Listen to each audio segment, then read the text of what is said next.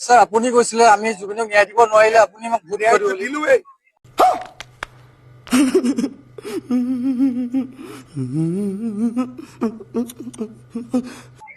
ये कब हुआ? আমাৰ কাৰণেতো আজি কোৰ্টত কেছ হ'ল। আজি আমি যদি নাথাকিলোহেঁতেন ছিংগাপুৰে ৰেহাই দিয়াৰ পিছতো কেছ চলি থাকে নেকি? ক'ব লাগে ছাৰ আপোনাক ধন্যবাদ, ছমাহলৈকে আপুনি কাকো বেইল ল'ব দিয়া নাই। আকৌ উল্টা উল্টা কৈ থাকে। তেক মামা কি যে কৈ থাকে আপুনি, সঁচা কৈছো কি কৈ থাকে।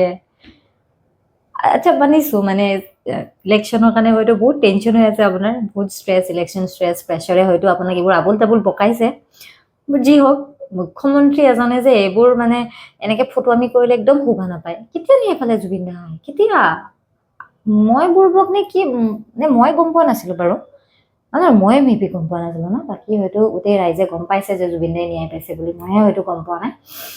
বাকী যি হওক, আপোনাক বহুত ধন্যবাদ। আপুনি যে কেছটো ছমাহে ধৰি চলাই আছে, কেছটো চলি আছে, তাৰ কাৰণে বহুত ধন্যবাদ। আপুনি কৈছে ন প্ৰশ্ন কৰিব নালাগে, ধন্যবাদ দিব লাগে। চ' সেইকাৰণে ধন্যবাদ দিছোঁ যে আপুনি কেছটো চলাই আছে। হয়তো ভাবিছে ইলেকশ্যনটো যাই লওক, ছমাহ ধৰি টানো, ইলেকশ্যনৰ পিছত দেখা যাব, আচল ৰূপ দেখুৱাম বুলি।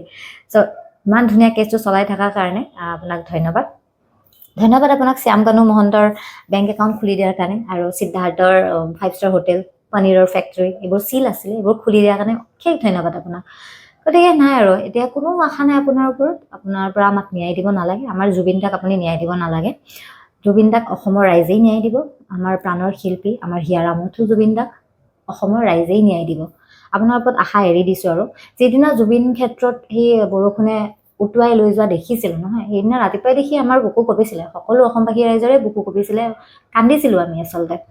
চ' সেইদিনাই মই গম পাইছোঁ এই আশা কৰি লাভ নাই আৰু। গতিকে ইমান দিনে যিহেতু জুবিন ক্ষেত্ৰখনৰ বাউণ্ডৰী ৱালখনে নহ'ল, চ' ন্যায়টো আৰু বহুত দূৰৰ কথা।